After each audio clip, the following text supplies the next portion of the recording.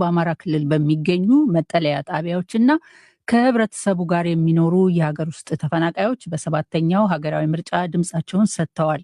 መራጮቹ የሚመረጠው መንግስት ከተረጅነት አውጥቶ ወደ ራሳቸው ሰላማዊ የስራና የኑሮ እንቅስቃሴ እንዲመልሳቸው በጽኑ እየጠየቁ ነው። ኢሳያስ ገላው ቀጣዩን ዘገባ አዘጋጅቷል። ሰባተኛው ሀገር አቀፍ ምርጫ ባሳለፍነው ሰኞ ግንቦት 24 ሲከወን በልዩ ልዩ ምክንያት ከተለያዩ የኢትዮጵያ ክፍሎች ተፈናቅለው በአማራ ክልል በመጠለያና ከማህበረሰቡ ጋር ተቀላቅለው የሚኖሩ የሀገር ውስጥ ተፈናቃዮች ድምፅ ሰጥተዋል። እነርሱ በፈቃዳቸው የሰጡት እያንዳንዱ ድምፅ ወደ ትናንት ሰላማዊ ኑሮ እንደሚመልሳቸውም ያስባሉ። በሐይቅ መካነ ኢየሱስ የስደተኞች መጠለያ ጣቢያ የሚኖሩት አቶ መሐመድ ሐሰን ሰርቶ መብላትና የሰው እጅ ጠባቂ ከመሆን መላቀቅን ተመራጩ መንግስት እንዲያመቻችላቸው ይጠይቃሉ። ሰርተን እንድንበላ ቦታ ቢሰጠን፣ ከልመና ብንወጣ፣ ከሰው ትከሻ ላይ እንድንወርድ እንኳን ለራሳችን ቀርቶ ለመንግስት የምንረዳ ሰው ይሰበ እንደዛ ቢያደርግልን ነው የምንወድ። ሀገራችንማ ከማርና ከወተት በላይ እንወዳት ነበር እና ስለዚህ ሰርተን ሰው እንድንሆን አሁኑ የመረጥነው መንግስታችን ቢያደራጅ። በግንቦት 24ቱ ምርጫ ድምፅ ከተሰጠባቸው የሀገር ውስጥ መጠለያ ካምፖች መካከል አንዱ የሆነው የሀርቡ የስደተኞች መጠለያ ጣቢያ የተፈናቃዮች አስተባባሪ የሆኑት አቶ መሐመድ አሊ መሻታችንን የሰጠነው ፓርቲ ፈጣሪ የሰጠንን መብት እንዲያስጠብቅልን እንፈልጋለን ይላሉ። ፈጣሪ የሰጠውን መብቶች አሉ። አሁን እኔ የማስበው ፈጣሪ የሰጠው መብት ጭምር የተነፈገ ይመስለኝና ያንን እንኳን ማሟላት ይችል ብለን ገምተናል። ምክንያቱም የሰው ልጅ ቦታ ማግኘት አለበት፣ ምግብ ማግኘት አለበት፣ መኖሪያ ማግኘት የሚቻል አለበት። የሰው ልጅ ሁሉ ጊዜ እንደዚህ በጅምላ 4 ዓመት 5 ዓመት ሙሉ ተኝቶ ግን እኛ ምናልባት እንደ ሰው ልጅ መብት እንኳን መኖር ብንችል ብለን ነው የመረጥነው። ምናልባት ወደፊት ይመራኛል ብዬ ያሰብኩት እንጂ ለእኔ የሚያደርግልኝ ነገር ቢኖር የሰው ልጅ ያገኘውን ኢትዮጵያ ውስጥ ያገኘውን መብት በሙሉ ያሰጥሎኛል ብዬ አስቤ ነው። ሰባተኛው ሀገር አቀፍ ምርጫ በሰኔ 2 2018 ዓ.ም የሚከወንበት የጃራ የሀገር ውስጥ ስደተኞች መጠለያ ጣቢያ የምትኖረው መቅደስ ምትኩም ድምጿን የምትሰጠው ፓርቲ ከተረጅነት እንዲያላቅቃቸው ትሻለች።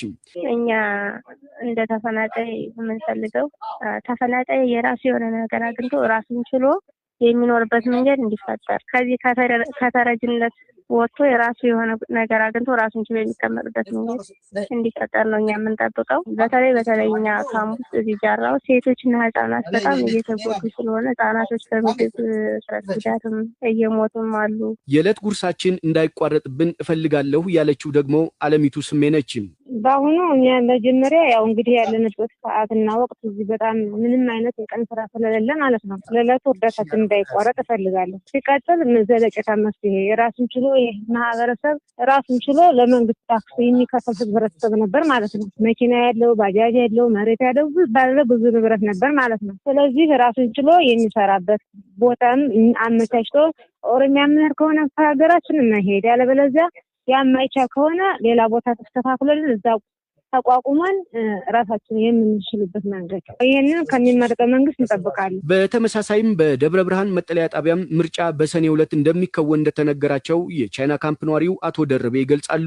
ሰኔ 2 ይሆናል ግን እኔ የምለው እዚህ ላይ ጥያቄ የሚሆንብህ እኮ አንተ አሁን እኛ እዚህ አይደለም የምንመርጠው፣ ተፈናቅለን መጣንበት ቦታ ኦሮሚያ ላይ ነው አይደል የምንመርጠው። እዛ እኛ ምርጫ ጣቢያ ላይ አሁን እኛ ወረዳ እኛ ምርጫ ጣቢያ ላይ እከሌ የሚባለው ድርጅት አሸንፏል ተብሎ ወረቀቱ ተለጥፏል እዛው። እኛ ታዲያ አሁን ያ አሸንፏል ተብሎ ተለጠፈበት ቦታ የኛ አሁን እንትን ማለት ምንድነው እንትኑ ነው። በደቡብ ወሎ፣ ሰሜን ወሎ፣ ሰሜን ሸዋ ከኢትዮጵያ የተለያዩ አካባቢዎች የተፈናቀሉ 90 ሺህ ገደማ የሀገር ውስጥ ተፈናቃዮች በመጠለያ ጣቢያና ከማህበረሰቡ ጋር ተቀላቅለው ይኖራሉ። ለዶይቼ ቬለ ዘገባ ኢሳያስ ገላው። ግንቦት 24 ቀን 2018 ዓ.ም በኢትዮጵያ የተካሄደው ጠቅላላ ምርጫ ሰላማዊና በአንጻሩ ፍትሃዊ በሆነ መልኩ መከናወኑን በሶማሌ ክልል በምርጫው የተሳተፉ የፖለቲካ ፓርቲዎች ገለጹ። የምርጫውን ሂደት አስመልክቶ አስተያየታቸውን ለዶይቼ ቬለ ከሰጡ የፖለቲካ ፓርቲዎች መካከል የኦጋዴን ብሔራዊ ነጻነት ግንባር በምህጻሩ ኦብነግ እና የሶማሌ ፌዴራሊስት ፓርቲ ተወካዮች ምርጫው ሰላማዊ እንደነበረ ጠቅሰው በየምርጫ ጣቢያዎች በወጡ ጊዜያዊ ውጤቶች መሰረትም ጥሩ ውጤት ማግኘታቸውን ተናግረዋል። ይፋዊ ባልሆኑ የምርጫ ጣቢያ ጊዜያዊ ውጤቶች መሰረት በክልሉ በምርጫ የተሳተፉ ተፎካካሪ ፓርቲዎች የምክር ቤት ድምጽ ማግኘታቸው በቀጣይ የክልሉን ማህበረሰብ ችግር በመቅረፍ ረገድ የተሻለ ስራ እንዲሰራ ያግዛል የሚል እምነት እንዳላቸውም ጠቁመዋል። መሳይ ተክሉ ከድሬዳዋ ተከታዩን ዘገባ ልኮልናል። የኦጋዴን ብሔራዊ ነጻነት ግንባር ኦብነግ ስራ አስፈጻሚ አቶ አብዱላሂ አዶ በምርጫው ጊዜያዊ ውጤት ድምጽ ማግኘታቸውንና ምርጫው ሰላማዊና ነጻ እንደነበር ለዶይቼ ቬለ ገልጠዋል። በሶማሌ ክልል ሁሉም ቦታ የምርጫ ቦታ ሁሉም ወረዶች ኮንቴስት እና እስካሁን ጥሩ ነው። ከዛ ከምርጫ ቦርድ ዋናው አዲስ አበባ ኦፊሻል እንጠብቃለን። ግን ከአሁን እስከ እዚህ ያለው ጊዜያዊ ውጤት እስከ 23 አገኘን። ከ0 23 አንተም ራሱ ማሳብ ትችላለህ። ላስት ኤሌክሽን አንድ ወንበር ራሱ አላገኘም። 100% ቢቢ አገኘ። ግን አሁን እኛ ብቻ ሳይሆን ሌላ ፓርቲ ራሱ ከፔፕ ምናምን ብዙ ወንበሮች ያገኘው ሌላ ፓርቲ ሶማሌ ፌደራሊስት ፓርቲ የሆነ ያገኘው እና ጥሩ ይመስላል እና ምንም ችግር in terms of security በጣም ፒስፉል ነበር እና በጣም ኮንትሮል from prosperity party ወይ መንግስት ምናምን ኮንትሮል ምናምን እኛ አልነበረም። ፍሪደም ነበር። በተመሳሳይ በክልሉ ምርጫ የተሳተፈው የሶማሌ ፌዴራሊስት ፓርቲ ሶፌፓ ሊቀመንበር አቶ ዩሱፍ ሁሴን የምርጫውን ሰላማዊነት ተናግረዋል።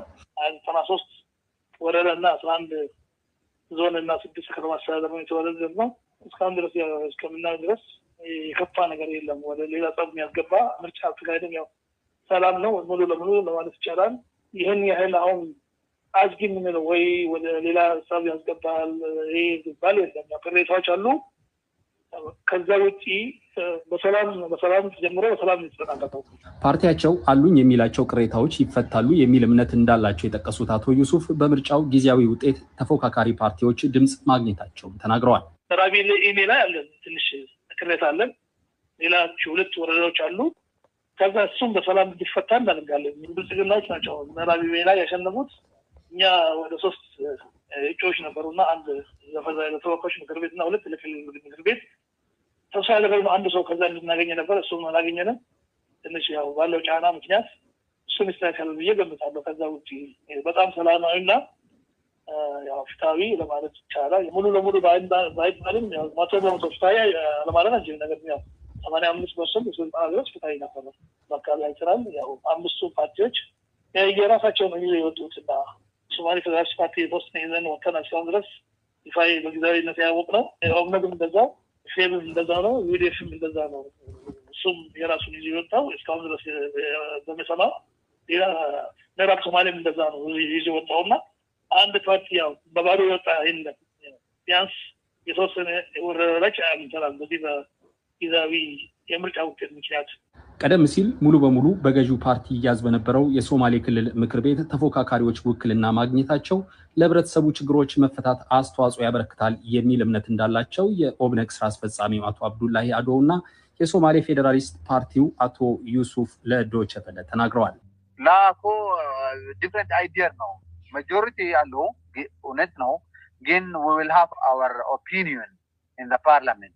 We will have some say like ይሄ ወረዳ ላይ ውሃ የለም ምናምን መንግስት ምናምን ካለ ይሄ ወረዳ ውሃ አለ ምናምን እኛ we will say ይሄ ወረዳ ላይ ምንም ውሃ የለም we have seen it እኛ ቼክ አድርገን ምንም ውሃ የለም ምናምን ቆንጆ ነው እኮ ባለፈው we don't have any opportunity to say the problem of the community።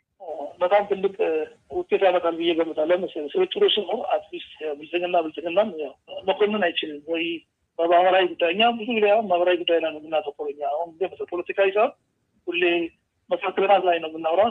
ማህበራዊ ጉዳይ ላይ ሌሎቹ ማንሳት አይችሉም። ሌላ ፓርቲ ገዢ ፓርቲ ማንሳት አይችሉም። ነገር ግን ስልጥር በመሆኑ እያንዳንዱ ፓርቲ በተለይ እኛ የሶማሌ ፓርቲ ፌብ ኦብነግ እነዚህ እናነሳለን። በጣም ማህበራዊ ጉዳይ ላይ ያልተሰራም የተሰራ ብለን ስልጥሩ ይሄ ነው። ለዚህ ነው ቆንጆ ነውና ቀጣይ ጥሩ አቅጣጫ